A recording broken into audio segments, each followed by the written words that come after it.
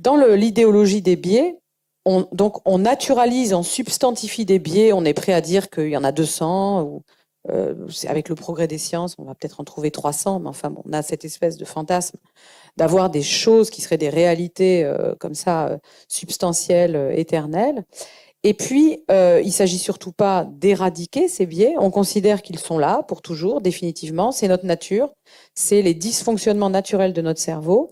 Et à partir de là, on va mettre en place, et c'est vrai que vous avez raison, c'est une abdication complète par rapport à l'idéal démocratique.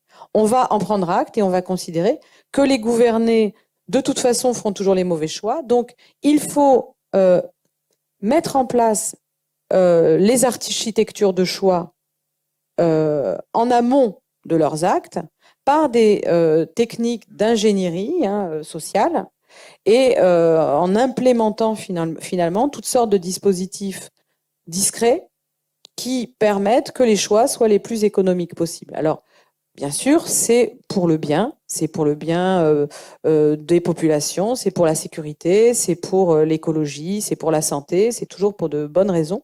Mais parce que l'idée est d'aller dans la bonne direction, donc il y a toute une prétention à dire le bien, à véritablement orienter les populations et nos sociétés du bon côté. Donc il y a en fait une dimension de bienveillance, au sens littéral du terme, c'est-à-dire qu'on veille sur la population et on la conduit dans la bonne direction. C'est ce que Michel Foucault appellerait le gouvernement pastoral, avec un pasteur qui conduit le troupeau dans la bonne direction.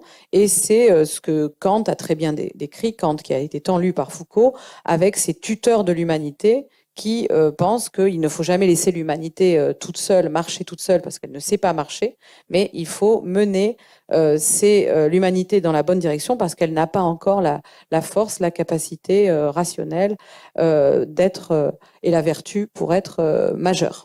Donc on retrouve un vieux motif, mais qui est revivifié par de nouvelles sciences, ou qui prétend l'être plus exactement, en captant en fait des neurosciences malgré elles, qui sont évidemment pour une grande part d'entre elles totalement victimes de cette captation par ce nouveau discours dominant. Et ça conduit à des dispositifs extrêmement concrets, comme par exemple, effectivement, la mise en place, il y a 2 ans, d'une BVA Nudge Unit en France.